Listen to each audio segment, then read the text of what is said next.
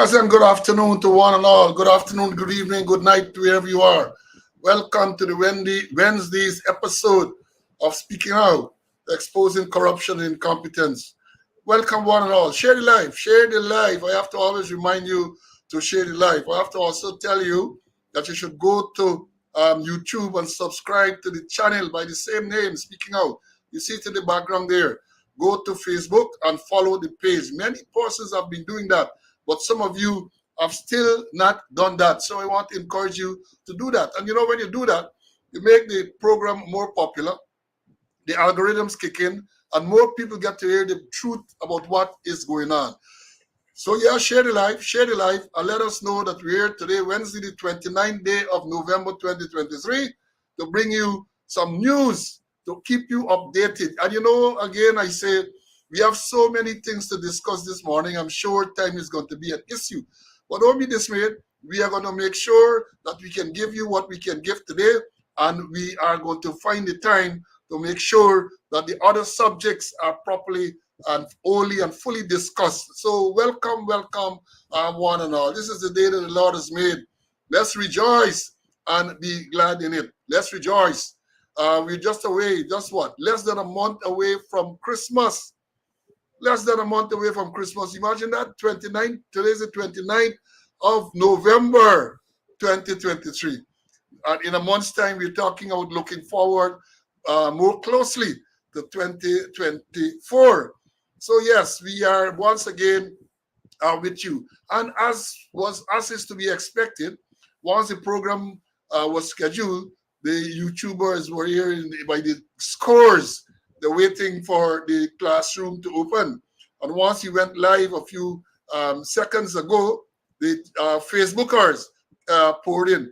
Now I know that I have been a little lax over the past few programs with the roll call, and someone had to remind me that roll call is very, very important. They know it is, and we'll try to run through the roll call this morning, notwithstanding the fact that we have so many of you in class. I agree, yes, roll call is important, and we will do that. So yeah, my colleague is already in the studio waiting, anxiously, I must admit, for us to get the ball rolling. And we will do so almost immediately. You know what we said? This is the day that the Lord has made. Let's rejoice and be glad in it. Let me do the roll call before I do anything else. So we scheduled a program just about 8 this morning. We were a bit late. You know, sometimes you have a lot of stuff to get done. It's not as easy as some people think. And my girl was here for us in class this morning, man. Yolandaya was here very early this morning, followed by Joan. And then we had Pamela, came in very early in class. Isabella was here as well, early in class. Isabella came in at 8:07. And then we had Kenneth at 8:09. Sean, usual, very early in the morning, early in class. Lucius is here. Stian, Felicia, Floyd, Bangalang, as we know him, is here in class. Rol is here early this morning. Carton is in class. Tessa, Patricia, these are people who don't miss class. Charlene, Denise, Pauline, and Carlisle. And Carlisle is saying that today is his 48th wedding anniversary. So happy wedding anniversary to Carlisle and his wife. 48th wedding anniversary. You're going towards the half century. We wish you all the best. I'm sure the students, and on behalf of my colleague, will want to wish you all the best for your 48th wedding anniversary. That's going to be a significant number.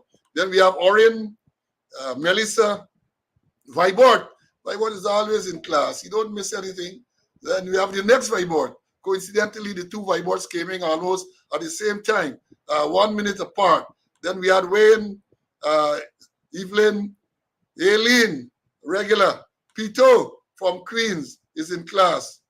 Rhonda, Shetred, Anthony, Winston from the UK is in class. Winston from the UK, Princess from Lamar Springs, Wayne from the UK again is here. Gavin is in class. Brian, Saul and Courtney Saul. The Sauls are here 1 minute apart. Carl, my squad mate, 9414 from Arizona, is here. Mandela is in class. Colin from Queens is here. Magnell from Brooklyn is here. Kerry from the Essequibo Coast is in class. Queenie is here. We know Queenie is a West Coast Bobby's girl. Eric from New Jersey. Malcolm is in class. Debbie, Michael, Everett. Everett as they're doing the roll call. So please, it is important. Everett is in class. Everett is from Texas. He's in class. Evelina is here. Ulrich, next regular. Ronald, Doreen, who recently celebrated a birthday, is in class. John, and John is reporting. We have Kurt, Winston, all the way from California. Patrick is here as well.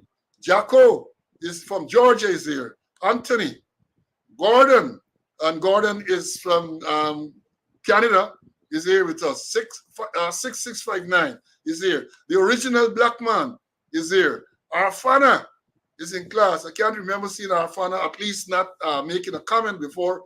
Family Music, Patricia G is here. Chilo is here. The Tula class. You see the numbers? Johnny, Philip, Rohan, don't miss. Rohan Jahawar, Terence from Canada, Rastaman, John Knights from Staten Island, I think he is from. Yvonne is here from Barbados. Bim is in the house. Marvin is here. Andre in class. Davy, Monica, Robbie, my old-time lecturer at UG. Sheena, Marcia, Linda, and Marcia was the first person. Sheena was the last on YouTube where we went live. Marcia was the first on Facebook, followed by Linda, followed by Raul. Then we have Linda. We have next Lynette from from Barbados, Machu, and the Jennies. Don't miss anything, and it goes on and on. Well, let me make a start.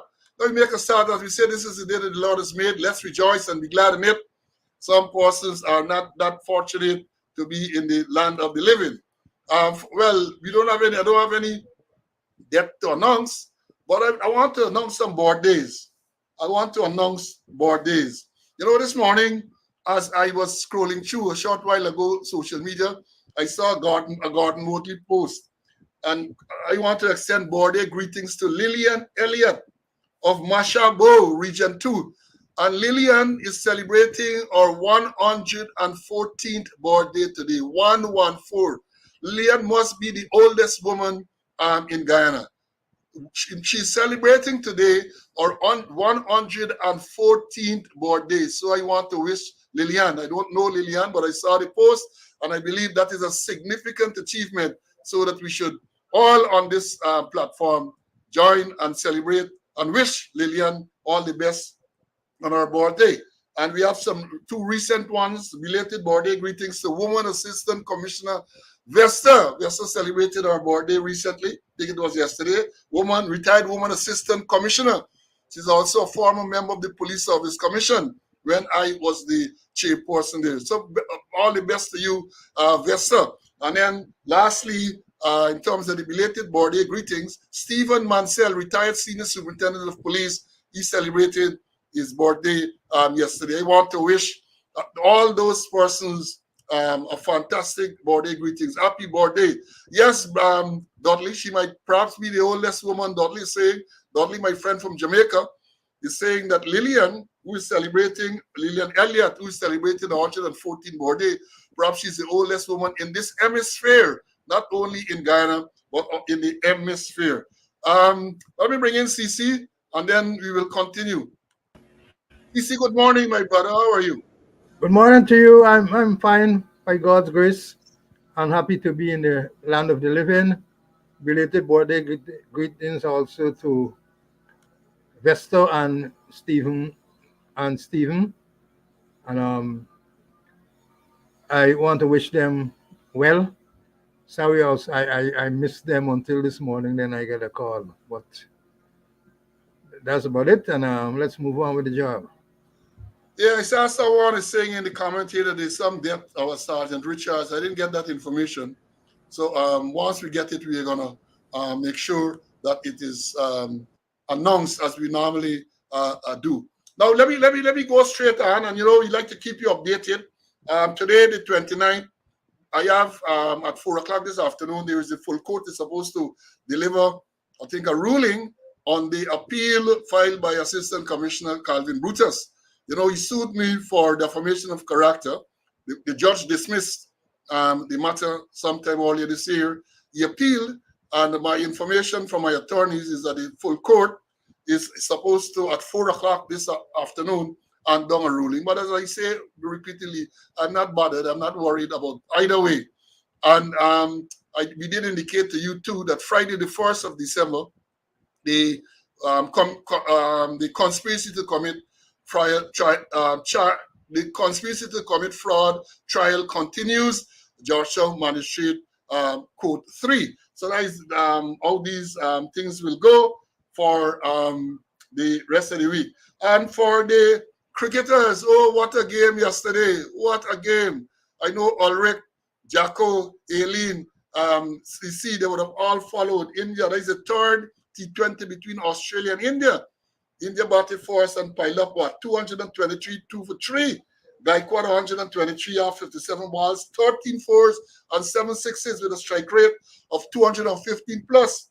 And then Australia, man, I enjoyed that last part. Australia chased it down, 225 for 6 off the last ball. Glenn Maxwell, another miracle, 104 not out of 48 deliveries, 8 fours and 8 sixes, a strike rate of 260. Imagine in the last 2 overs, Australia needed 42, I think it was. And they pulled down. So that's why we say cricket, for us cricket lovers, cricket is a game of glorious uncertainties. That is why we love it so much. That is why we love it so much. Now chase down 42 runs in the last to get in the last 2 overs. 42. And the man who was bowling the last over had bowled the first 3 very, very economically. But Maxwell and the wicketkeeper Wade, I didn't get to see the game because I had other engagements. And then somebody messaged me to ask if I was looking. I didn't look at it live, but I followed it on Cricket Info. And when I looked and I saw the 2 batsmen, Wade and Maxwell, I said that if anyone could have, in Australia team, or any pair could have chased it down, it would have been those 2. I was proven right. So yeah, cricket, the game of glorious uncertainty. CC, did you, let me bring in CC, man. You must gotta say, did you follow, I know you were out on our protest yesterday, so you wouldn't have got to see it live, but I'm sure you would have followed the score at some stage. Yeah, I follow it on Cricket Info. Both myself and wife, she is a very ardent cricket fan, and she said, come on, let's watch what's going on here. And that was it. It was so exciting, like I couldn't sit down. I had to stand up walking up the house up and down, to really watch it. Yeah, Rastaman said 43 off the last 2 overs, and they were able to pull it down. Yeah, so that's what we had. Now let me move on. The first thing we want to talk about, we noted sometime last week or before the last, a report that a prisoner died in the Providence police station lockups, and they said that OPR would be investigating. OPR is the default position. Once something happens, they say OPR. I remember not so long ago when former Minister David Patterson was stopped from leaving the country, the police did say too that OPR would be investigating. And since then, we haven't heard anything further about that. We have not. So I don't know this incident, the prisoner's death in the lockup, because the family are making some complaints about what took place, and I hope that a proper investigation is done. The problem is that when these investigations are done by the police, let me be honest, they lack credibility. People don't believe what they're saying. And I said that is the bad thing, because I know that on many occasions proper investigations are done. But because the general public, in most cases, don't have confidence in the police, even when they do proper investigation, people are skeptical about the result. CC, let me hear you. What are your comments here on this thing? First, if you look at the one with Palestine, we might not hear anything about it because here you had a superintendent who would be investigating the extended squatter, and the deputy chief immigration officer who is far higher rank than the investigator, So I don't expect anything to come out of that. Where you're investigating your boss, you don't get trouble if you write anything, negative about it. And they wanted Providence, you know, lots of things involved there, And you gotta look. I don't have all the facts, but sometimes the police need to relook in terms of the condition of the lockups that they have there. Some of the lockups they barely get a peephole. Lockups need to be constructed now in keeping with modern thing, in keeping with human rights. That you get a man lock up, no air and coming in there and all sort of thing, and all they get is a peephole. So I don't have all the facts, but I saying that they got to look in terms of how they construct lockups these days. Yeah, the question is, I don't know, like you, I didn't get all the facts, but I don't know. They haven't said how he came to hang himself and all of that. What I did see is that they did say that he was in a cell with other prisoners, and apparently there was a fight among the prisoners because there were about 3 or 4 of them, and they had to put him, they had to isolate him in a cell by himself, and then some prisoner call out to them and say, look, this man hang himself. So I don't know, but these things require proper, credible investigation, because allegations are always going to be made, always are going to be made. And therefore, I say it's really sad that the police over the years have been investigating these things in such a slipshod manner, and many times you don't get something that is credible. So when they come up with a report, even when, as I've said, let me be fair, when sometimes a proper investigation is done, but because you lack credibility, people do not believe what you say. And then we had with the same thing to move in the same light. A man sued the police for 150 million, I think it is, $150 million lawsuit. He alleged torture at Vigilant Police Station. I remember the matter very well, where he alleged that he was set afire by the police who wanted him to make some confession. And at the time, the police gave a release to say that the man set himself on fire. And the man was claiming that they poured some flammable liquid in him and a lighter. And the police said that the man had a lighter in the lockups and he set himself on fire. So the question came up then, how is it that a prisoner in the lockup, he was a juvenile, a prisoner in the lockup, get a lighter and is able to set himself on fire? And at that time too, the release had said that OPR would have conducted an investigation, and that is over a year ago. Same thing we're saying, OPR seems to be the default position and nothing comes out. And that is why they are losing whatever little credibility they may have. CC, your view on this 150 million lawsuit? Well, it's not surprising. Remember in Breakdown Police Station, a piece of sponge, a lighter, and a piece of wire. How those things ended up in the lockup. So a man is going to get a lighter in the lockup. Police don't search that you need to search, because what you're looking for, you might find things, evidence in relation to additional charge, prevent the prisoner injuring you, prevent the prisoner damaging property, and injuring others, as the case may be. That proper search and proper checks. Just stand another talk about at least hourly checks, persons and things. So, how is it you get a lighter in the lockups? We ain't learning. But then I remember 2 stories that prisoners, in the lockups. One at Puerto Rico, where a man hung himself with his belt, and they had a sergeant, a very famous sergeant, say, we can report to the officer that the man hung himself with the belt. Come. And they loose him down, and then they hung him with his pants. And then when I was at Commander Wesley Moraro at Then Amsterdam police station, we used to keep females there. And a female attempted to commit suicide. You know what she do? The tights that she had on, she tear it up and make a sling and then attempted to hang herself. But it's a good thing the police were alert. And then thereafter, when she was in the lockups, they used to keep her without underwear. Yeah, you can't. You should gotta always be careful. You said the standing order says that you should visit prisoners every hour. The standing order also says that if the prisoner appears to be under the influence of alcohol, Yes, then true. you have to visit more frequently. Those Yes, things are in the standing orders, but I don't know if they are taught. And when you visit, you have to make the relevant entry in the yeah, diary and in the prisoner's charge sheet. There's a column there in the prisoner's charge sheet for those things to be recorded. yeah, CC, you have to teach these people it is there in the standing orders. yeah.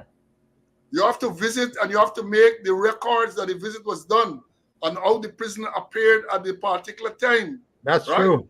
So it is there. So I don't know if these things are taught now. Well, let me move on to what I found to be perhaps the most hilarious one this morning.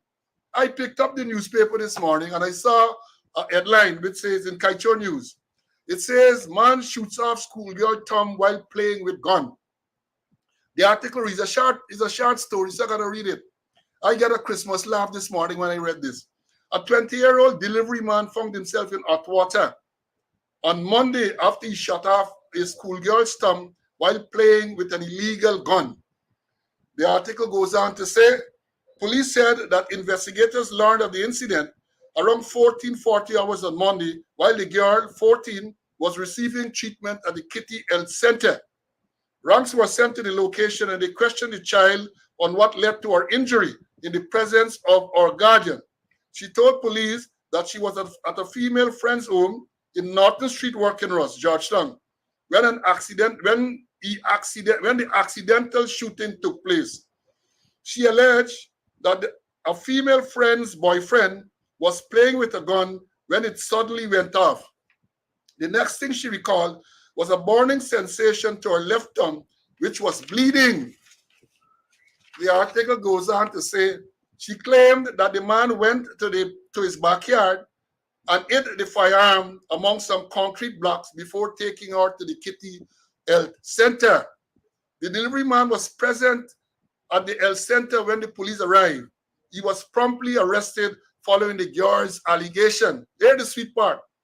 Police took him back to the Norton Street house where they found the gun in the exact location which the girl mentioned earlier.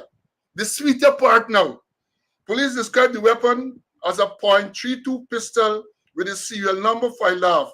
It had one live round in the magazine when it was seized.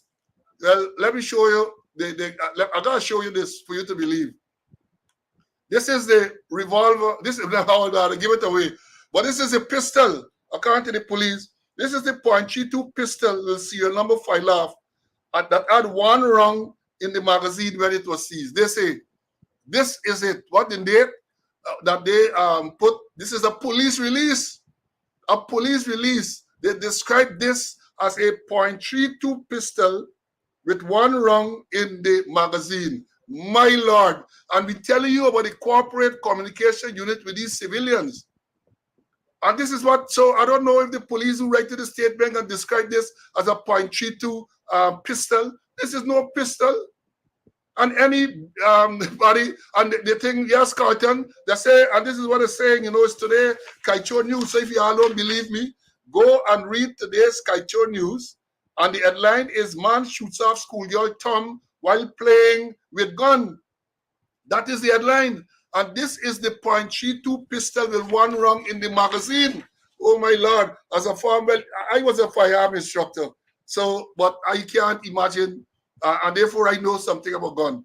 But I believe any ordinary constable and any most ordinary citizen will know that this is not a pistol. This is not a pistol. This is a revolver. This is what they post, This is what they post. So I said, this is the laugh I got this morning. This is the laugh I got this morning. Let me bring in CC, man. CC, I don't know if you saw it, but if you did, I sure you would have reacted similar to how I reacted, man. I saw it, and I was looking for the magazine. I didn't see the magazine. I see the chamber. I don't know the revolver carry chambers, you know, and then sometimes I was pick up a gun from somewhere to who I know. Remember years ago during the trials on the East Coast there, you know, a certain top ranking man left TSU and run to box and they couldn't find a weapon and he plunged in a trench and came up with a weapon, you know. I know it was a two or a 38 or a 9mm. But you don't have to be a ballistic expert or a man who knows a lot but want to know the difference between a revolver and a pistol. A pistol carries a magazine. They trade get chambers. So you know, there they go again.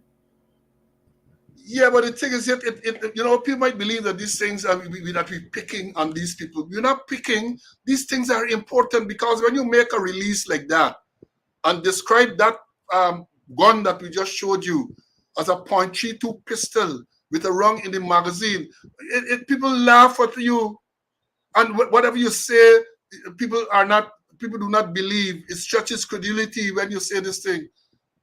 And it's not picking, but we are saying that if you're going to give a release to the media, you have to try to be more credible and more accurate so people can believe what you say.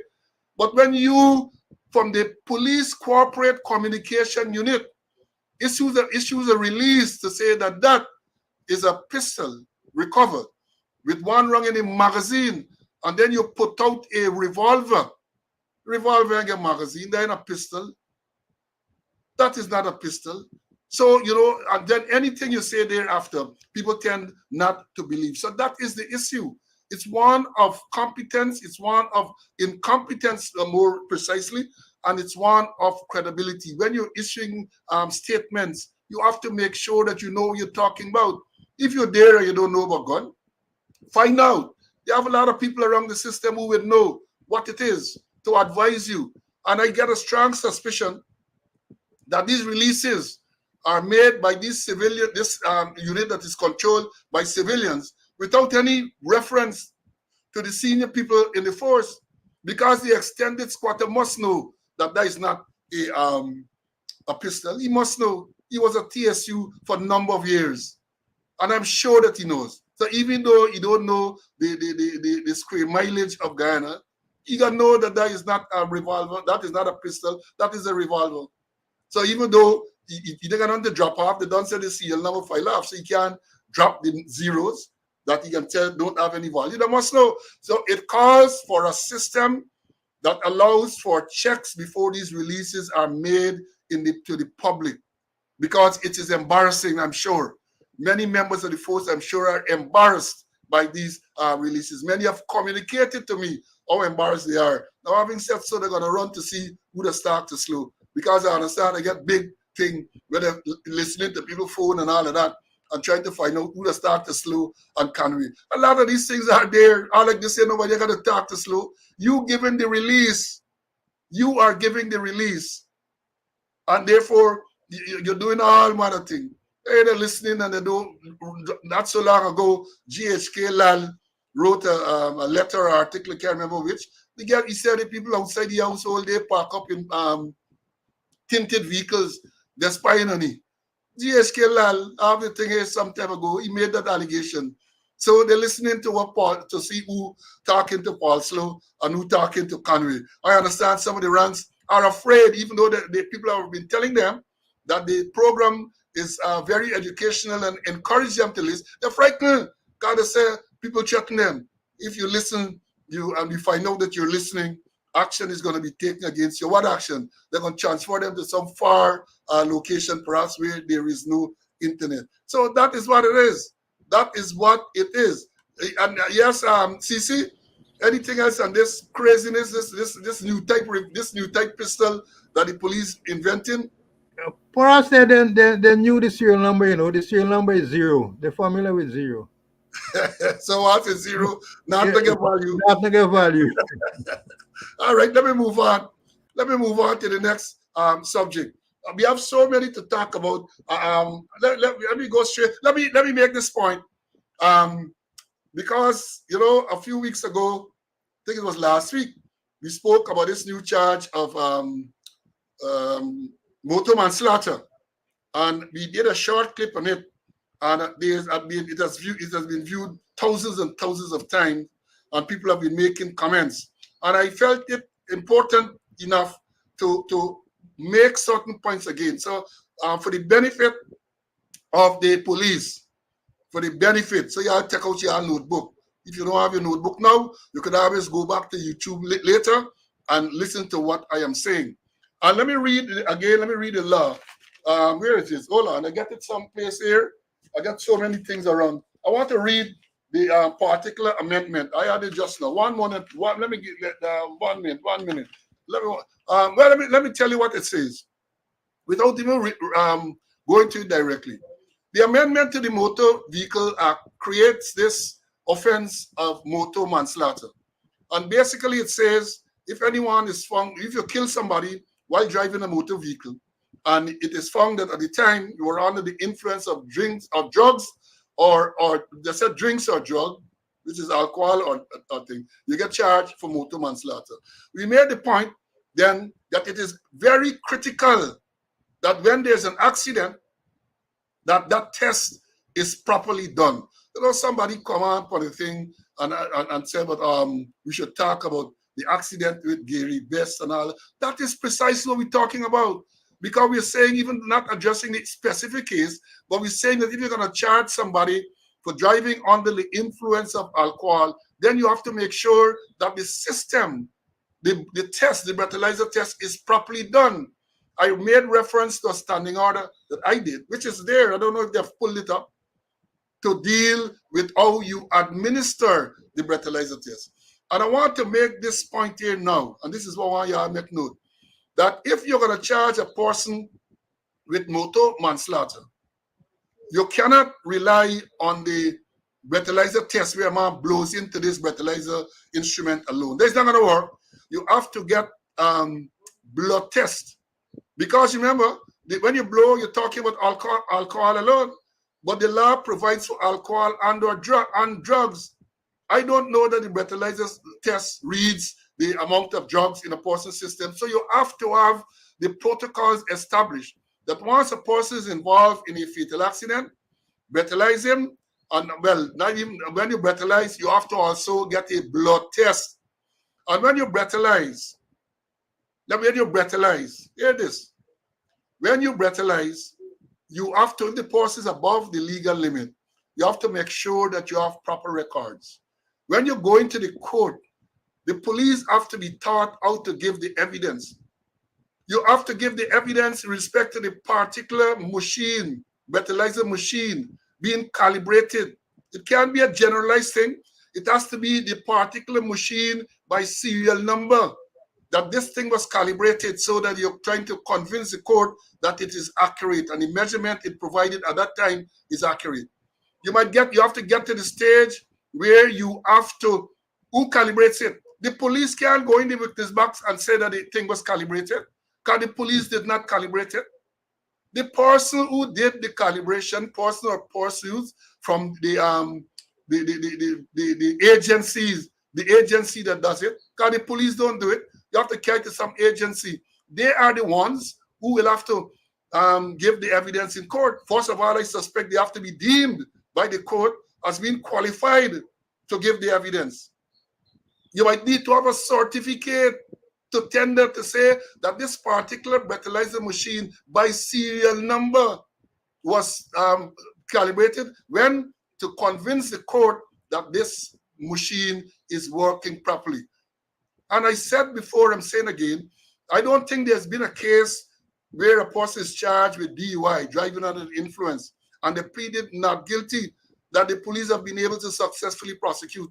If any at all, perhaps very few. And that is why people walk free, because they don't know to give the evidence. You have to give the evidence about the calibration. And if you did not calibrate it, you can't give that evidence. That is not how the courts work. The person who did the calibration has to go into the witness box, be deemed an expert. You may have to have a certificate to say that the thing was calibrated, and then that is tendered and all of that. Now, if it, on the other hand, the person gets involved in an accident, you did the breathalyzer, and they are below the limit, the question was asked, then what you do? Then I suspect you got to charge for the normal causing death by dangerous driving. You cannot charge for motor manslaughter Because the law says in order for you to charge a motor manslaughter, the person has to have been over the limit to such an extent as to be incapable of having proper control of a vehicle. These things require training. These things require training. They require a proper SOP, and the ranks have to be properly trained. And I said on the last occasion, if you are going to move to institute charge of motor manslaughter, which is a crime, you have to get ranks from the CID to investigate. They are the ones who are trained to take caution statements and all of that. I cannot see, and you should not continue to have traffic policemen investigating these matters, especially if you're going to charge for motor manslaughter. And yes, Davy saying is the National Bureau of Standard does the calibration. Thank you very much. Tell you have brilliant students. And therefore, somebody from the National Bureau of Standard has to come. I am sure that is, and of course, you have a lot of lawyers amongst you. You have the DPP. You have a lot of legal people around. I'm sure that they are going to tell you the same thing. That the policeman who administered the breathalyzer test is not the one who has to go and give evidence about the calibration. He did not calibrate. So no court is going to accept the evidence from that person. The person who did the calibration has to go into the box. And if you're going to the witness box to give the evidence, you're not going to be allowed to give evidence because it's basically, in my estimation, export evidence. So the court has to deem you an expert before you are allowed to give the evidence about the calibration and so on. That is what you people need to get done. Let me bring in Mr. Conway to comment on that. CC, your views on the comments I made a while ago. Yeah, and let me read. I have before me the Act number 17 of 2022, which the President signed on the 15th of November 2022. And they're not going to say that it's Parslow say or Conway say. Section 335A. Referring to 35A. 1.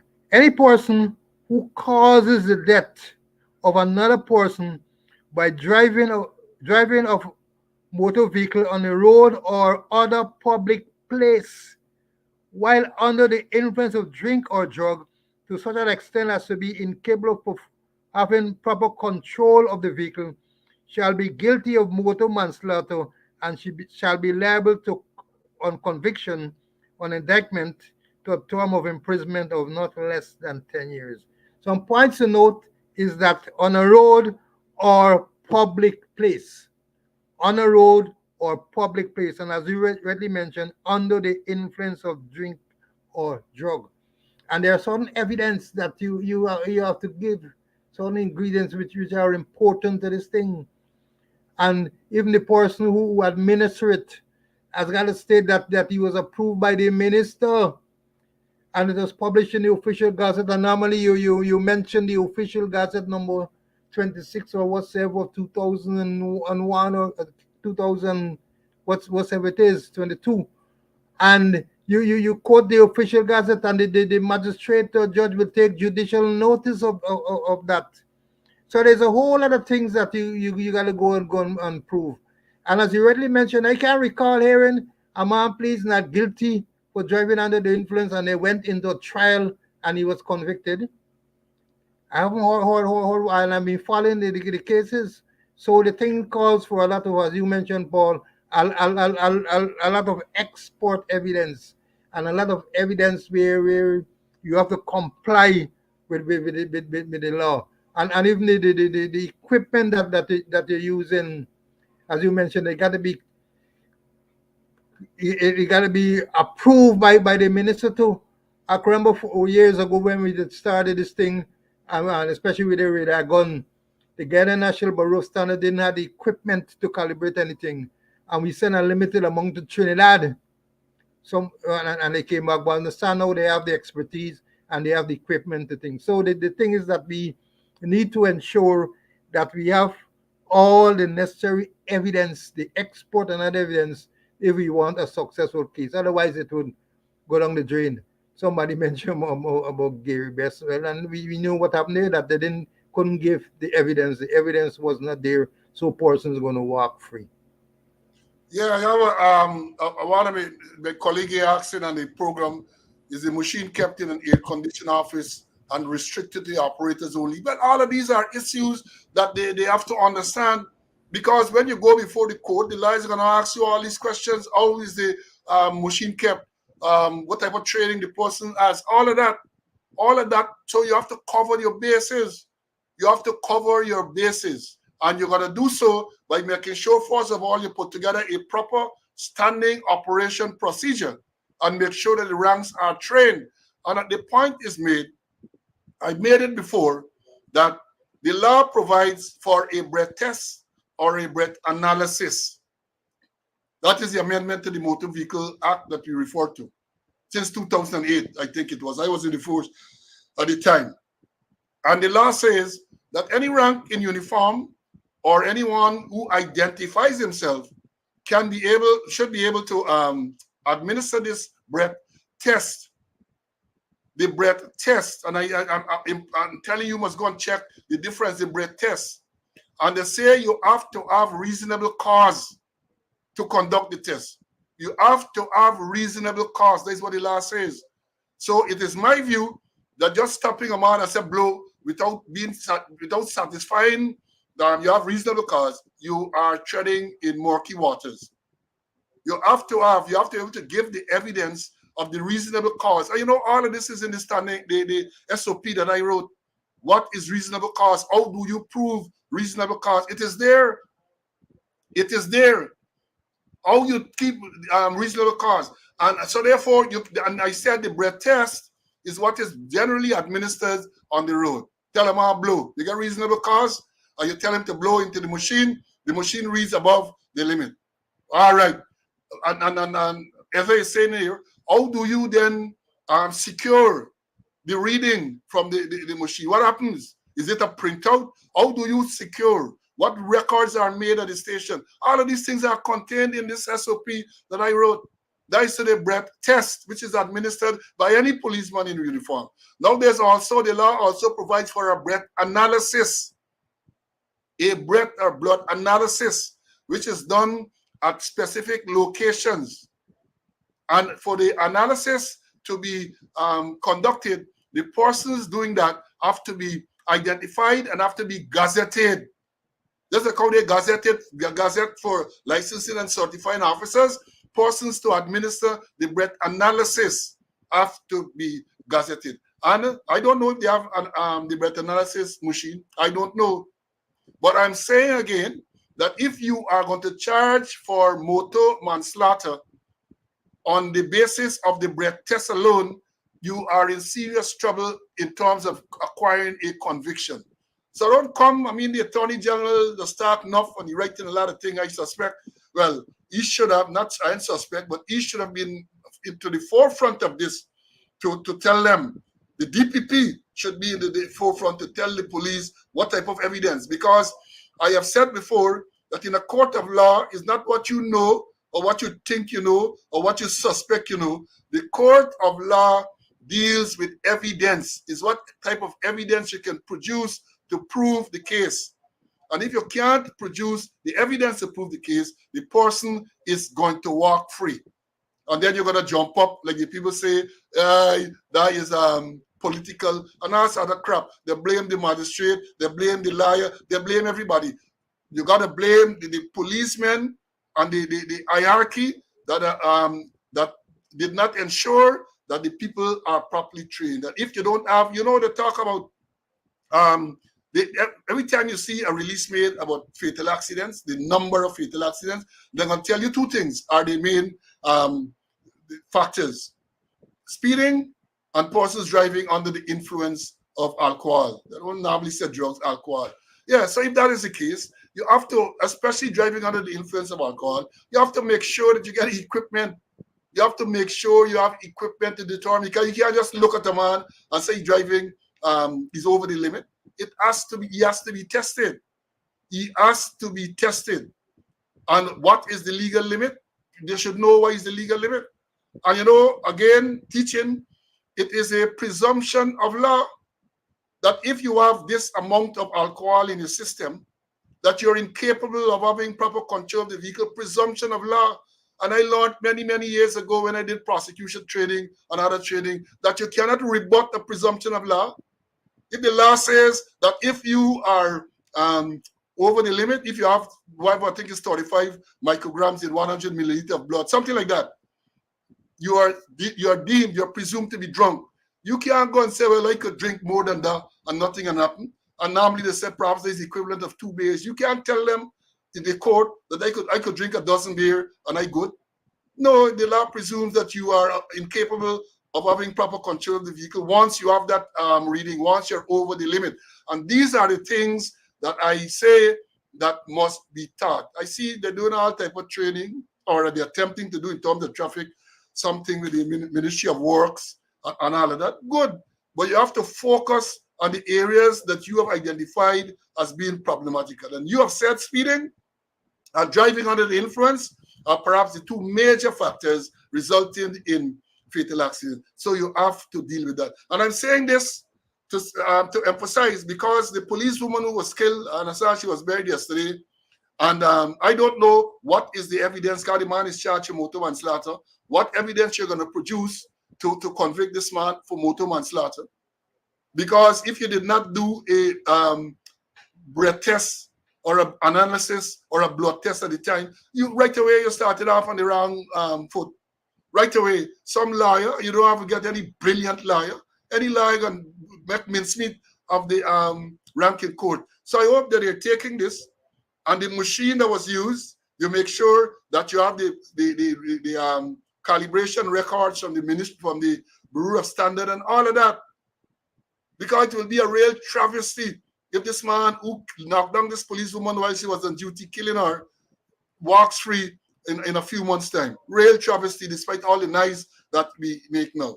So yes, I am urging you to follow up on this and have it done. Let me bring in CC for his, if he wants to say anything further on this issue. CC, do you want to? Yeah, let me just add to it, and let me add to it, because talking about, this is breath analysis.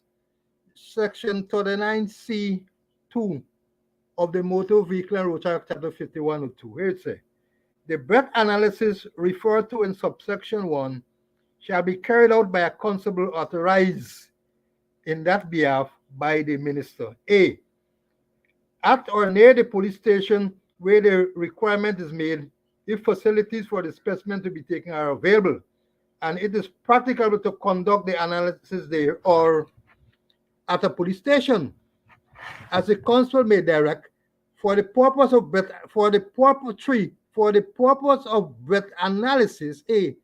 A person shall provide 2 separate specimens for breath analysis. B, such specimens shall be provided in accordance with the direction of the constable referred to in subsection 2. C, there must be an interval of not less than 2 minutes and not more than 10 minutes between the provision of specimens. And D, the reading from the specimen that indicate the lower concentration of alcohol in the person's breath shall be taken to be the results of the breath analysis. And I think this is very instructive, and they should read this 5102 and follow the directions. Well, having said that, CC, that all of that is included in the standing order they wrote. I think I sent you a copy. Yeah, I know that. All of this is included. So this standing order that we sat down and put together is so comprehensive that if they were to follow it, they will cover all of these things. Yeah. All of these things. And I'm saying again that if you have identified driving under the influence of alcohol or drugs as being one of the major contributory factors to fatal accidents, you have to make sure that these things are being done. Because you jump up and see that we made a release yesterday or sometime about how many cases are made. And again, I make the point. It's good to say that you made all these many cases, including cases of driving under the influence of alcohol. What successful prosecution percentage you have? They talk about tickets. You're writing tickets. How many persons are paying those tickets? Have you done an analysis to see, since you're doing all of this, whether it has impacted in a positive way on the attitude of drivers on the road? You're coming up to this season now, which is the festive season. Is more craziness going to happen on the road, more madness. And having said that, I noted yesterday at the Kitty roundabout yesterday afternoon, a traffic sergeant, stand up in the roundabout directing traffic. That is madness. That is not proper use of your resources. Why do you want the police in a roundabout to be directing traffic? I addressed this issue here before. Roundabouts are designed for efficiency. While I do agree that you might want to have a rank at traffic lights during the peak time, because traffic lights are effective, but they are not efficient. What do I mean by that? The traffic lights that we have are mechanical. So if it is set for a certain time red light, a certain time green, and a certain time amber, that is what it does, regardless of what type of traffic is built up. They are modern lights that senses the volume of traffic and adjusts accordingly. We don't have that. We do not have that. So therefore, traffic lights are not efficient. In other words, you drive and the light is red and you're required to stop. But the side that is showing green, nothing is coming. So you're stopping there and wasting time because you have to obey the light. And in that regard, we say it is effective but not efficient. It is effective but not efficient. But when you put down roundabouts, and then you're going to put a sergeant in the roundabout to direct traffic, when at the same time, if you pass at certain intersections along Regent Street and Avenue Republic, it's madness. Nobody there to direct the traffic. So I'm saying to you again that you have to make the best use of the resources you have. You have to do that. Now, let me move on. We have given you a mouthful on that. Let me move on. And the issue that I want to address now is an allegation by Brian Max. Let me read what Brian Max is alleging. You know, Brian Max is a man who's been over the past couple of weeks and so on, driving around, cussing out the second vice president, he cussing out this body, and he claimed all kind of things. And he says here in a release, he said, I keep saying I'm playing 5D chess, and these guys are playing snakes and ladders. He goes on to say, imagine they call me Mad Max, but yet I was able to provoke the super smart guys on the other side to get them so angry, they sent 3 Guyana baseball bat wielding assassins to kill me. Prior to that, they sent a talk to cut my car brake line.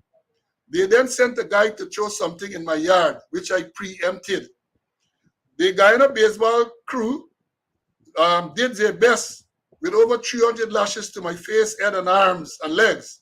They ran away like little pussies when I almost took away the bat from one of them. As they were running away, the driver fired a gunshot in my direction. That is the allegation Brian Max is making. Serious allegations. Then with me, well beaten and bruised, I drove to the Turkine police station to report the matter. The police then drove me to the public hospital where we spent 4 hours. As I was walking out, figuring to be dropped back to the Turkine police station to get my car, instead, I was taken to the Brigdam police station where the cybercrime squad wanted to interview me at 10:30 p.m., to which my lawyer objected, and I followed his legal advice and said nothing but my name and age. I was then escorted to Brigdam lockups where it was booked in and locked up with all my fresh injuries for 2 nights. I will be lucky if I manage to keep my right eye, as it is fairly damaged. Yesterday, Thursday the 23rd, they rushed me to the Georgetown Magistrates Court where they handcuffed and shackled my leg prior to taking me to see the magistrate, who was able to make our decision and she keenly listened to both sides with earnest. And then he said he's an amazing liar, even when at short notice, less than 45 minutes, was able to get bail, much to the dismay of the incredible lawyer sent by the DPP, blah, blah, blah, blah. But then he goes on to say at the end that he was then handcuffed and sent to the traffic court to face a dangerous driving charge for unintentionally knocking down some cones. Now, I find this very disturbing. The man is alleging, it's an allegation, that he was attacked by 3 baseball wielding persons. He said I beat you up with baseball. He had a video with blood showing on his face and all of that. And he claimed that he went to the police at Turkine, that is on the East Coast, because this incident, as far as I can remember, took place somewhere along the University of Guyana Access Road. So he went to the nearest police station there, Turkine, to make a report. The police took him to the hospital to get medical attention. They spent a long time at the hospital. And when they were finished, when he thought they were taking him back to Turkine to recover his vehicle that was left there, they took him to Brigdam police station to the cybercrime unit to question him. I guess it's about the abuse and the things that he said on the internet. And then when he was done, he was locked up for 2 days. 2 nights, he said. This is a man who displayed injuries, who they took to the hospital 2 nights in the lockup. Then he's taken to court to face a cybercrime charge, and then he's shackled, he's handcuffed. He's also made to answer a dangerous driving charge where he knocked down some code, he said unintentionally. That's for the court to decide. And he's shackled and taken to court to answer dangerous driving charge, and he's put on bail.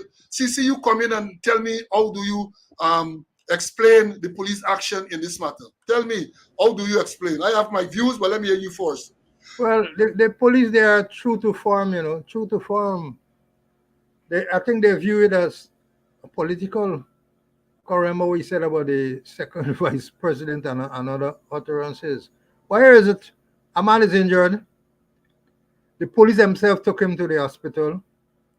And instead of sending him away on bail, a man they can get easily, kept him in the lockhouse for 2 days with his injuries. Perhaps, who knows, perhaps if he said the battering he had with those baseball, perhaps he had received a lot of internal injuries. And it's surprising maybe that he didn't collapse in the lockups. The thing is, a man you can get easily. A man who is known to you. You're keeping it there. And cybercrime. I'm almost certain, I think like the second vice president is a complainant. I don't know if they get a statement from him. And then I know they're going to prove the dangerous driving, or unless they get the cameras showing what took place.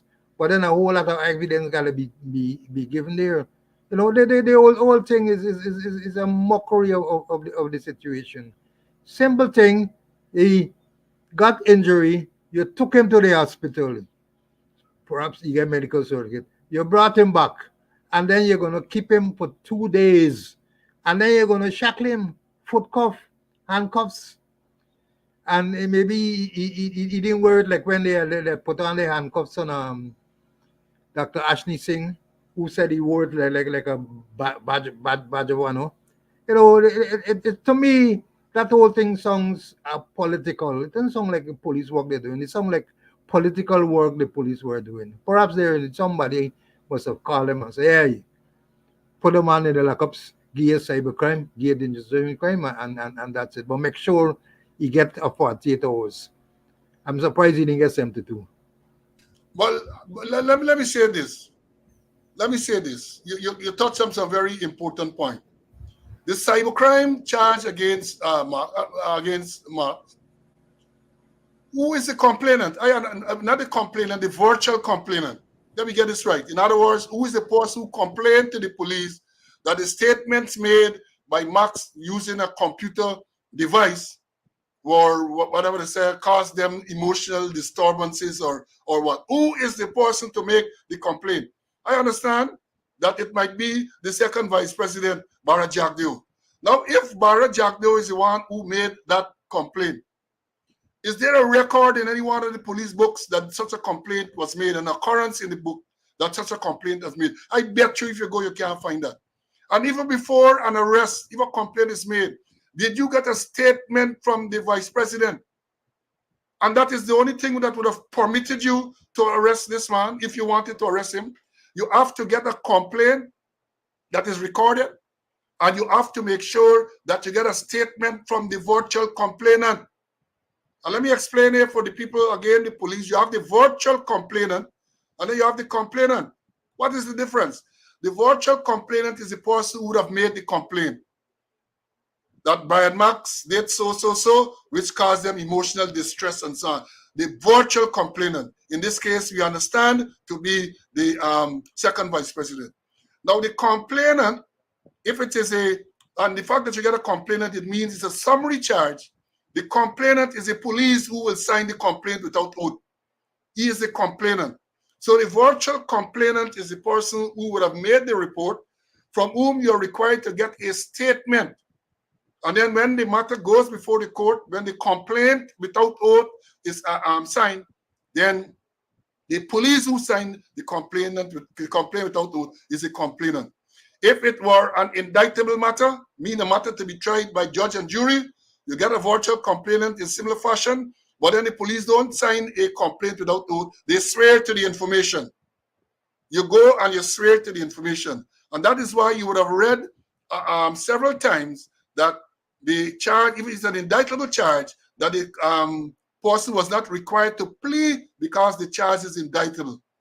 So when the charge is indictable, you're not required to plead to an indictable charge. Once the information is read in court, the magistrate will read the charge to you, and you're not required to plead. So that's supposed to be tried by a judge and jury. I am going to Administration of Justice Act and all of that at this stage. But to say that if even before you arrested Brian Max, you ought to have had records made in the station occurrence book of this complaint, who made the complaint. And importantly, you have to get a statement from the virtual complainant that establishes that an offense was in fact alleged to have been committed. You can't go ahead and show in this case, somebody pick up the phone and call and say, lock up Brian Max. Somebody picked up the phone and tell you to lock up Brian Max, so you lock up Brian Max. Right? The next thing that I want to talk about is the same dangerous driving charge. I saw a video, and I think it was the same Brian Max video. He driving, it looked like in Rough Street in front of Freedom House. There were some cones. I think the video showed that the cones were disturbed by, supposedly by the vehicle he was driving. Now, unless you have someone, and you know, I'm saying this with a lot of reservation, because I know they might want to go and cook the books and get somebody for say that kind of thing. But based on what we saw, based on what I saw, there was no person there, no person. The vehicle hit the cones and continued driving. So unless you, what you're going to use is the evidence, the tape from that you saw. Who is going to give evidence to make sure that that tape can be presented and accepted in a court of law? Who? Brian Max then present the tape that he made to incriminate himself. So there are lots of issues, and I am willing to bet a lot of money, even though I'm a poor man. I'm willing to bet a lot of money that these matters are just harassment and they ain't going no place. Because Barrett Jack Dio, the second vice president, if he is indeed the virtual complainant, he ain't going in no witness box to give any evidence. He ain't taking the licks, because he going in with his mouth blows. And all the cases, or most of, I think it's all of the cases that he has been involved in, he ain't going nowhere. You have the matter we sued Freddie Kissoon in 2010 for $10 million for calling New York kind of names, right? And they said that he practiced institutionalized racism. He ain't got to give the evidence. He sent Roger Lunchan, and Lunchan got some tremendous blows. And then I reported on Monday that the matter was withdrawn in 2010. Now, it might have been withdrawn before, but the news item I was reading from has a date, January 5th, 2020, right? So it might have been withdrawn before, because I remember that following the lawsuit, they had trial and all of that. So it took some time where Freddie Kissoon gave evidence, Lunchan gave evidence, and all of that. And then eventually the matter was withdrawn. He ain't got to give the evidence. Then he had the matter with where he was sued by Annette Ferguson, member of parliament. He ain't filed no defense. And as the lawyer said on Monday, the lawyer who was on this program on Monday said that he threw the now Attorney General under the bus by saying that he had expected him to file the thing and so on. He did that. Then he had the matter in Barbies at the Wim Magistrate Court. I think that was around 2015 time, where Christopher Ram brought a private criminal charge against him for using or inciting racial hostility, something like that. At the Wim Magistrate Court, he had turned up the magistrate had to actually threaten, and then he turned up eventually to go and look. He turned up eventually, and I just say this is the second vice president in the dock. And he's not a witness stand, he's in the dock to answer to the charge that Christopher Ram filed against him. Right? So you're going to turn up, and therefore I am telling you, Vice President, prove me wrong. I am telling you that when it comes to trial, because Max, I understand, has pleaded not guilty. When it comes to trial, I'm willing to bet that the Vice President, Barra Jagdeo, ain't going no place to give no evidence. So it's just something to shut up, Max. And it seems as though they have succeeded.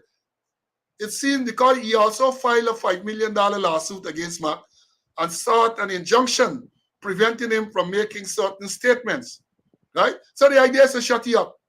And people say, well, that maybe they succeeded. But then I remember, I think this morning or yesterday, Max posted something. He posted something this morning. Brian Max knew something. It is there. Go have a look. CC, let me hear you. Do you think the vice president will turn up in court to give evidence in this cybercrime charge? I don't think he's going to surprise us. He's not going to go anywhere. But let's just get back to this arrest situation. We had it with Suku, and now it's manifesting himself in this case.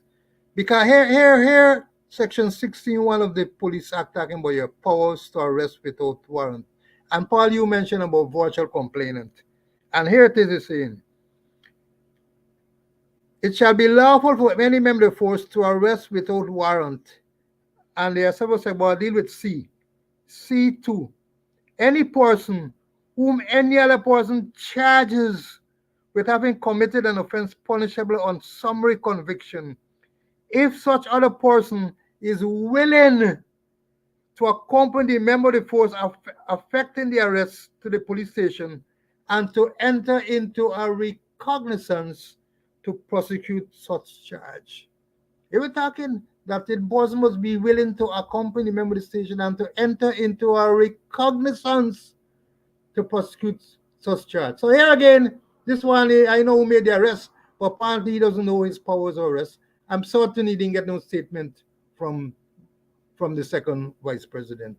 So that's why maybe the Chief Justice was correct when she ordered that the police do certain things. But that maybe we will discuss later. Yeah, if we get time. Yeah, so that's the whole story. This thing, well, I guess they have achieved their objective in silencing Brian Max. But again, bad action on the part of the police. I don't care what they say. Because you have to follow standing orders. You have to follow the law in relation to making such an arrest. And I say again, and it reminds me of how they treated Chow Pao. Same thing. Man got arrested for common assault. 3 days, he spent 72 hours in the lockups at Rival. Then he's taken to court, he's shackled, he's handcuffed, and taken to court. And the problem I have is that this thing is not done across the board. I know they're going to tell you in the States, standard procedure, once a person is arrested in the States, you're handcuffed behind your back and you're put in the vehicle. Yeah, but they don't discriminate with that. They don't discriminate. That is the standard procedure. But in Guyana, we have recent cases where murder accused are walking into the court without any handcuff, without any shackle. And you had Takuma Gonsi charged with making some speech, handcuff and shackle. Chow Pao, our local comedian, accused of assaulting his daughter, handcuffed and shackled. Now you have Brian Max. And this one perhaps is even more egregious than the rest, because this is a man who complained. He went to make a report to the police of being beaten and injured by persons. He's saying the fire gunshot. Have they made any attempt to identify the assailants? Have they? The very day people started to circulate the license plate of the vehicle that is alleged to have been involved in this incident, have they tried to track down who owns this vehicle? Names were bandied about. In the release that Marx gave this morning or sometime yesterday, he identified names. of persons who are alleged to be involved? Have the police attempted to bring those persons in, or at least get a statement from Max and then question those persons as to the allegation made against them? No. Yeah, Sean. You get Dharamlal accused of raping and buggering a little 16-year-old girl. Nothing. He was never handcuffed. Never handcuffed. He was never shackled. A serious offense. A sitting minister is alleged to have done that. No, nothing. But then the thing, the Cybercrime Act is weaponized against certain persons. And you know, only recently, look, I have the article right here. It was just about a year ago, on December the 19th, an article published in one of the papers, Starbrook News. It is headlined, Cybercrime Act to be repealed.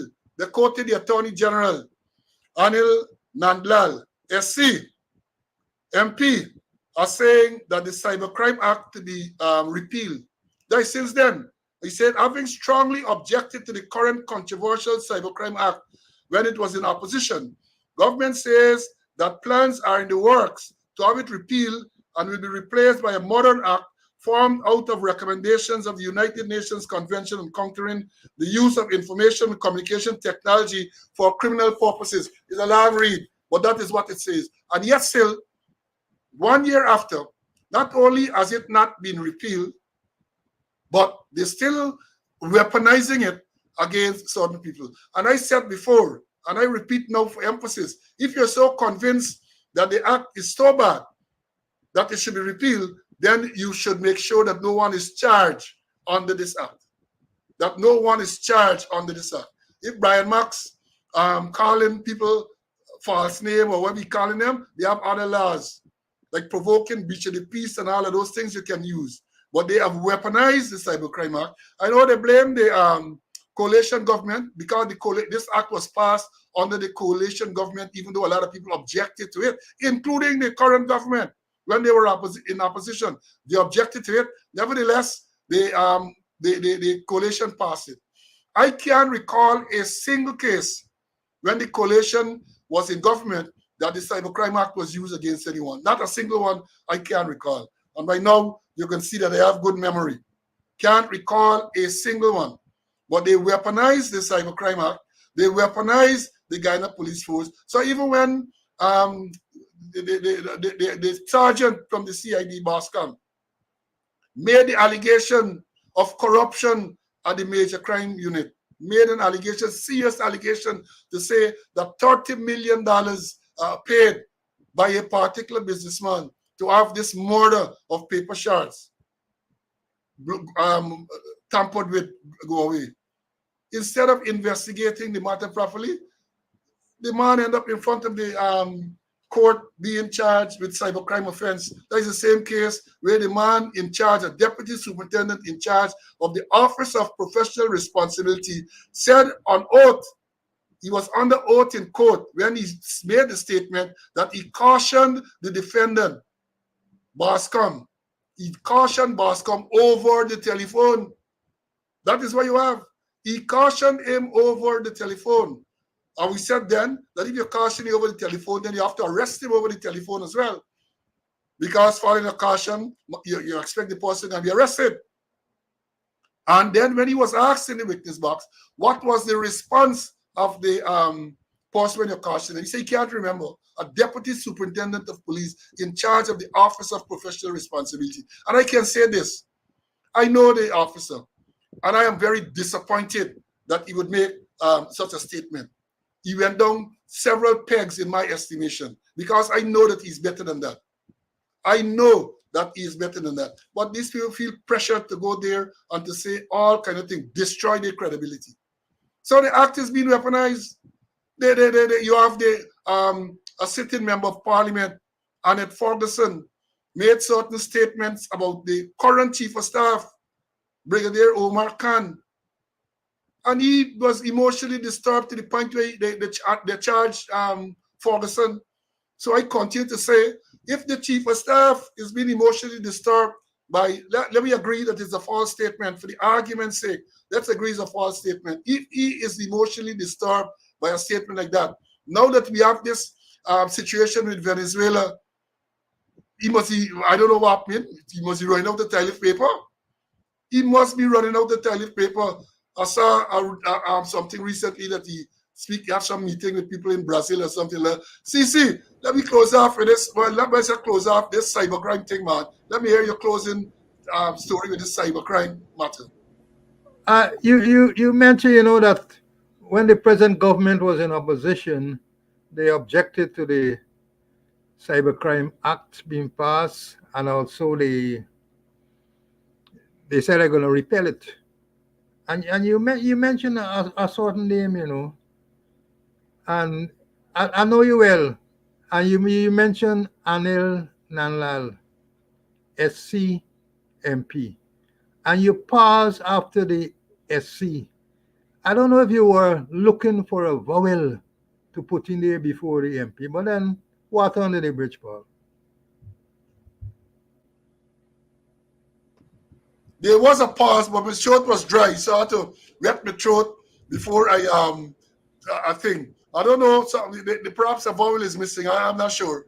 But I had to pause to make sure that I wet my throat, not my appetite, wet my throat. He has been silent over the past weeks or months, so I don't know what has happened. But yeah, the point is, the thing is being weaponized.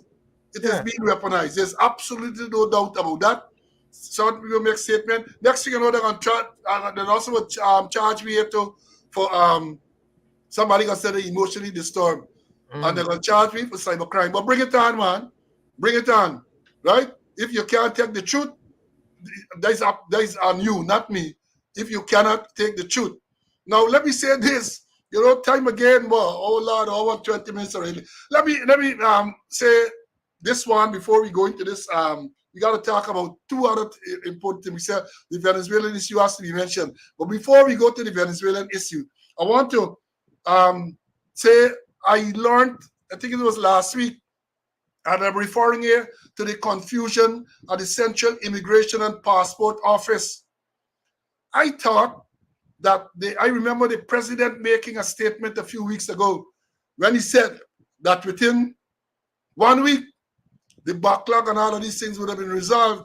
And I got the impression then that things would have gotten back to normal. Normal being what occurred during the coalition government when Winston Felix was in charge of that arrangement, Minister of Citizenship. I remember, and you could talk for sun, talk for rain. The thing was so smooth that you applied for a passport and they would tell you come back within 5 working days and you got your passport. I remember a businessman called me to get some assistance. He wanted a passport urgently. And he called me to see if I could intervene. And I told him, I said, look, you don't need any intervention. Go to the passport office.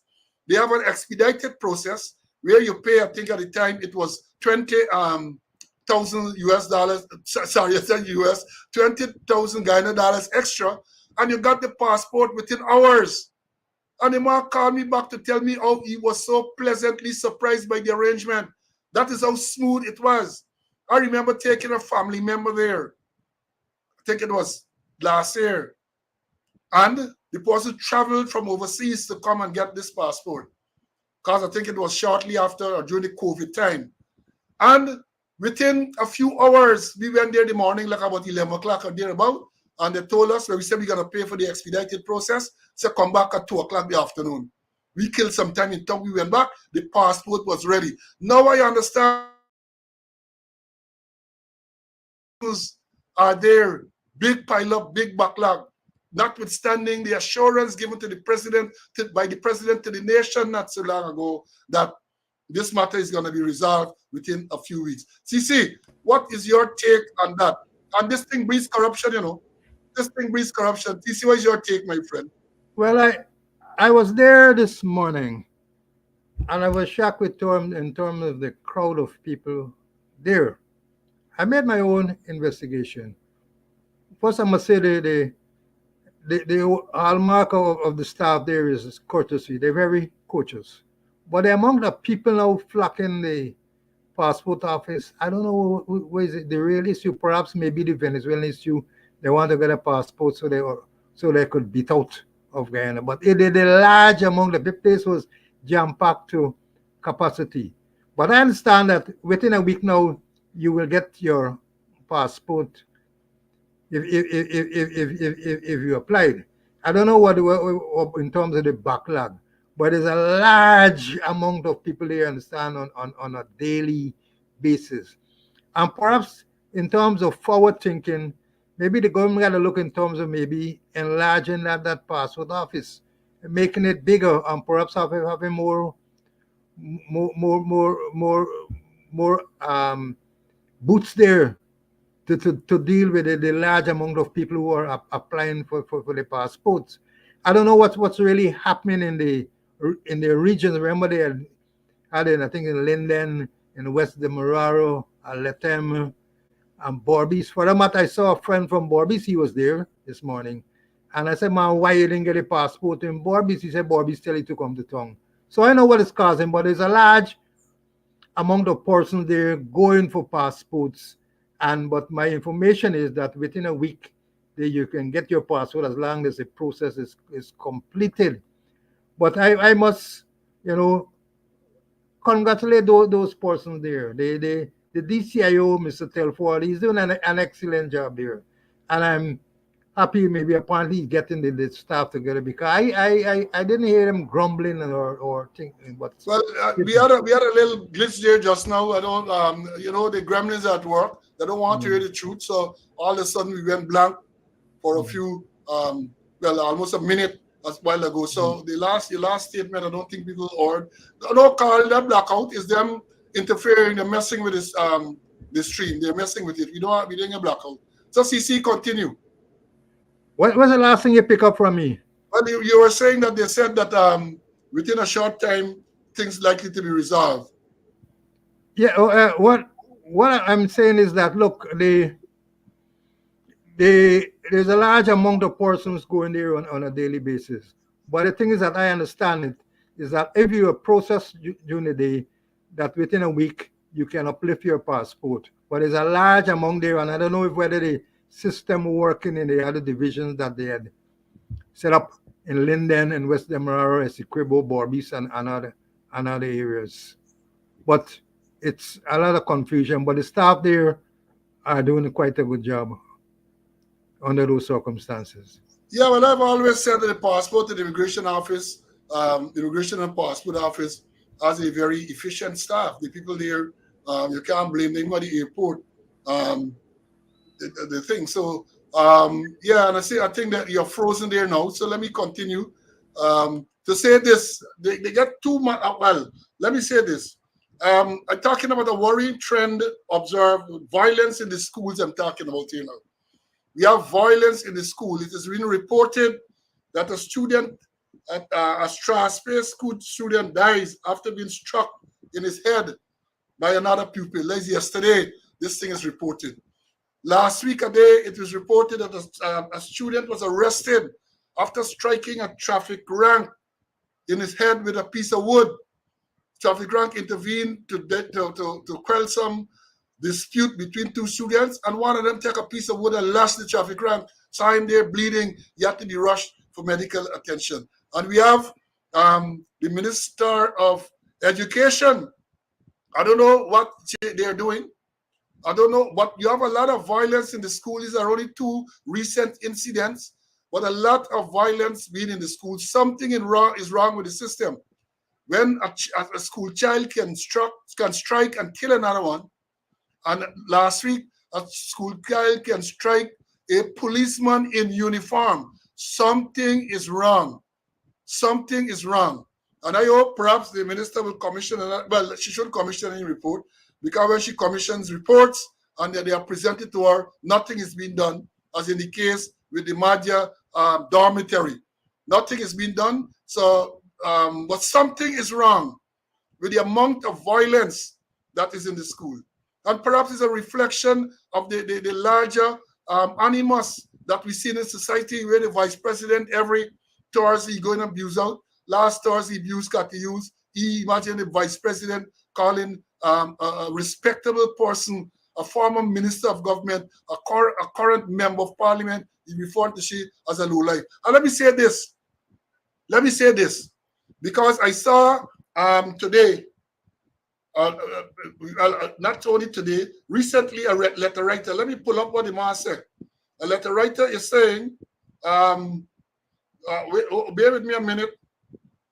Yeah, a letter writer said that to continue, and I'm quoting it, to continue the C-Lane narrative after it was debunked is a form of abuse. In other words, he's saying that this C-Lane narrative, and that is a statement made by the second vice president, was debunked. And I had to check the dictionary for the meaning debunk, because the Oxford Dictionary tell me that debunk, if something is debunked, it means that it is a statement or a belief to be wrong, to be false. I don't know that this C-Lane thing has been debunked. And then the next one said in today's statement that Mr. Jagdeo reacted to Mrs. Hughes mudslinging. What mudslinging? The very tape that the vice president played last Thursday is alleging or is claiming what he said. And let me play for you what he said, what riled him up. This is what he is saying. Listen to this.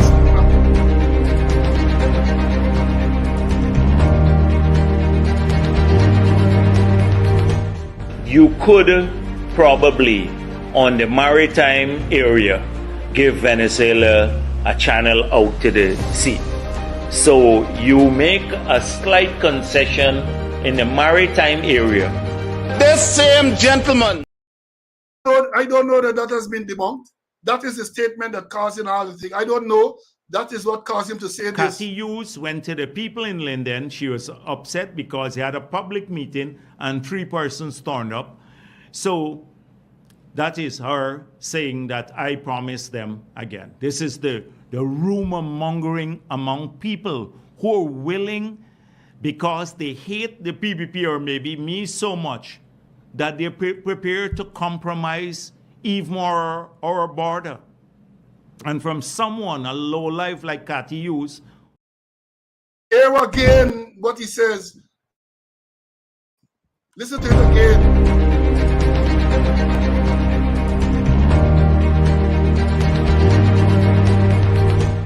You could probably, on the maritime area, give Venezuela a channel out to the sea.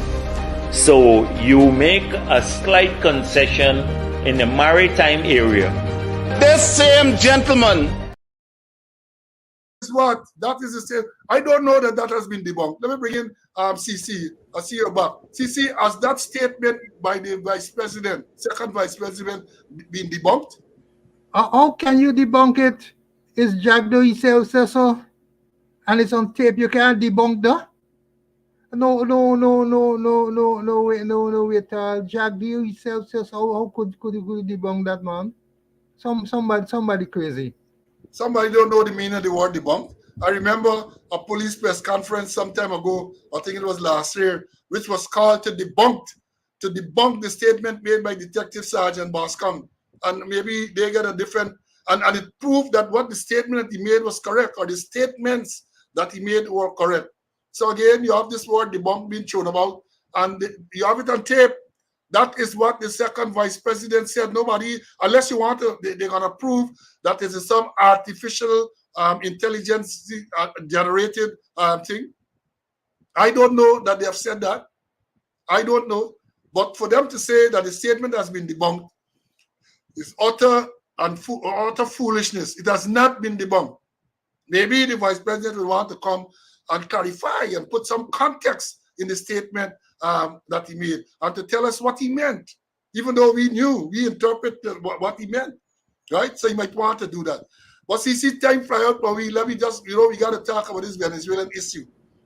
In closing, I noted, and I'm sure you would have noted too, a release to say that the International Court of Justice is to undo a ruling on Friday in terms of the interim measures sought by the government of Guyana in relation to the referendum that is to be held Sunday. The Sunday coming, this referendum is to be held on Sunday, a couple of days from now. And the ICJ is saying on Friday they will make a ruling. So, CC, Your views on that? I'm happy that they will be ruling, but I don't think it will do anything to the Venezuelans' position. They go ahead with the referendum. Although I saw in a news outlet somewhere about the place today that that Maduro is likely to change his mind. But what's whether they rule in Guyana favor or not? I still believe that the threat is there, and that Maduro will carry on December 3. But then surprisingly, I see there is an exodus. The president, the second vice president, and everybody has gone somewhere in the Middle East. But here after person spoke, they should have come back sometime on the 12th of the next month. Here they're coming back, some of them coming back before, So apparently people running when they should stay and fight. Well, they're hostile to run away from the situation. Well, it's a question of priorities, I think it's a question of priorities. And their priority right now, in this crucial and critical time, when so many persons, especially those in the Essequibo, are tense, people don't really know what is going to happen. I think based on what the Venezuelan vice president said to the ICJ, they are going ahead with a referendum on Sunday, the 3rd of December. One of the questions, question number 3, is that I said the yes to that will mean that the Venezuelans are saying that they don't hold the view that the ICJ has jurisdiction to deal with this border issue. That is the number 3 question. And the number 5 question is saying that they are agreeing that Venezuela should annex,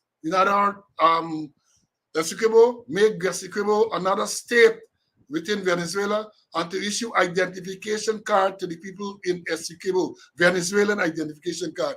I don't think that the referendum will stop. I believe it's going to go ahead. Let's see what will happen. But to have chosen this time to go away from the country.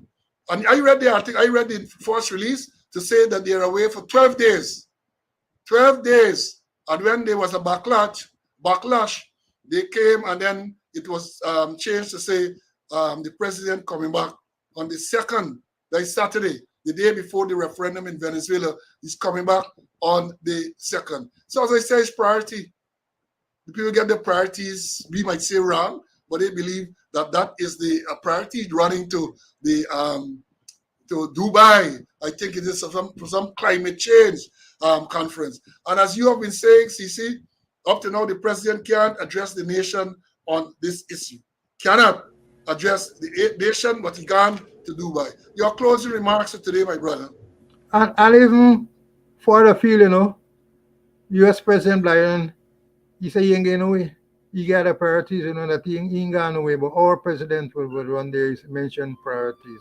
But we need to continue. I think the government is doing a bit of work in terms of the Venezuelan situation. I see they're doing in offices and so forth, but it's not enough. But much more need to be done, and there need to be consistency. And I'm repeating all the time, I say, concentrate among other things on your dime, diplomacy, our intelligence, our military, and our economy. Yes, my brother. Yeah. So So thank you very much for that. And we have indicated we have been doing our part. Tomorrow at 10 o'clock, we're gonna be there again in front of the Venezuelan embassy in Thomas Street. We invite you people to join. Some people have been coming out, not the same persons every day, but we're gonna continue to be there and to make our voices heard, especially now that December 3 is just around the corner.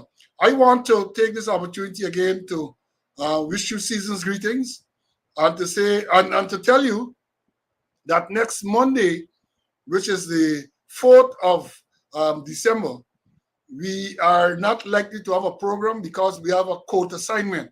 We have to be in court in this trumped up conspiracy to commit fraud charge, and therefore we're not going to have a program on Monday. Chances are we will continue the usual thing on next Wednesday. And depending on what happens between now and then, we might be forced to stitch in a makeup day some way along the line. So until we meet again, whichever day that is, I urge you to stay well, protect yourself at all times, like the referee will tell the boxers. Again, I say we are coming into the festive seasons, a lot of madness, more madness on the roads of Guyana. Folks, I urge you all to stay well. And again, I say, while the president is reluctant perhaps to address the nation, let me play for you what happened back in 1966 or around then when Forrest Burnham was the president. Let me leave you with this.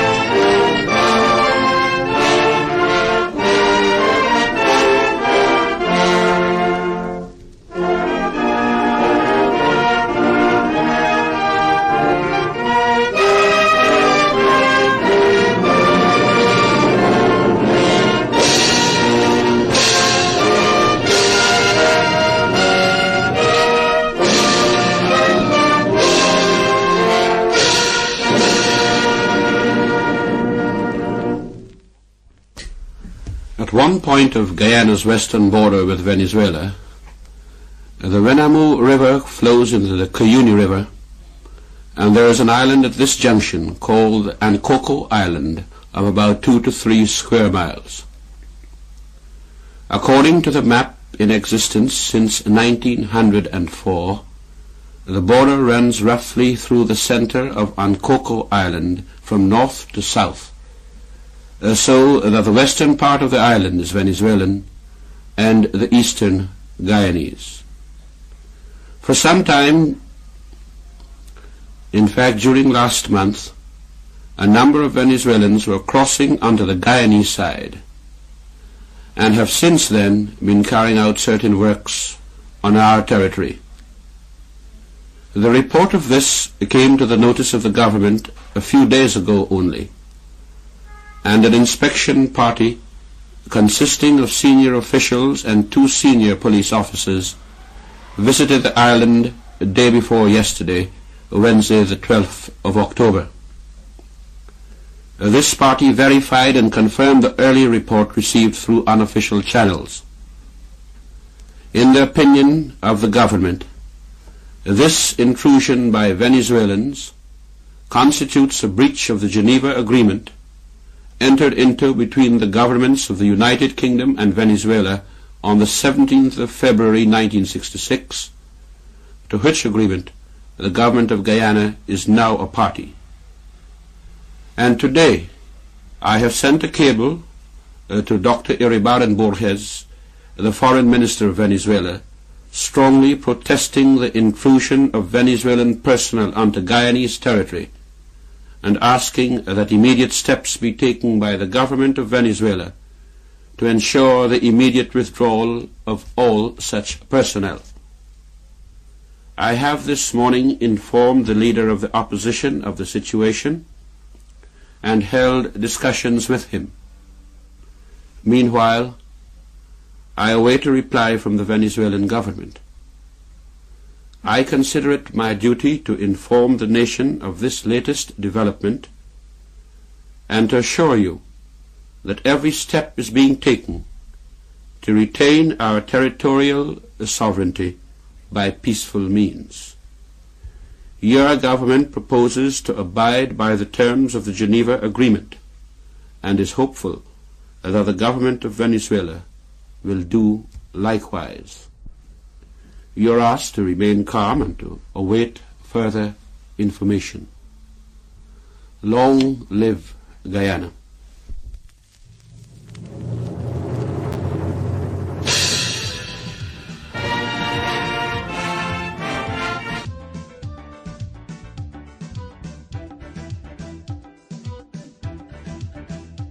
We are a peaceful people, struggling, we struggle, and we don't look for trouble, just ask around.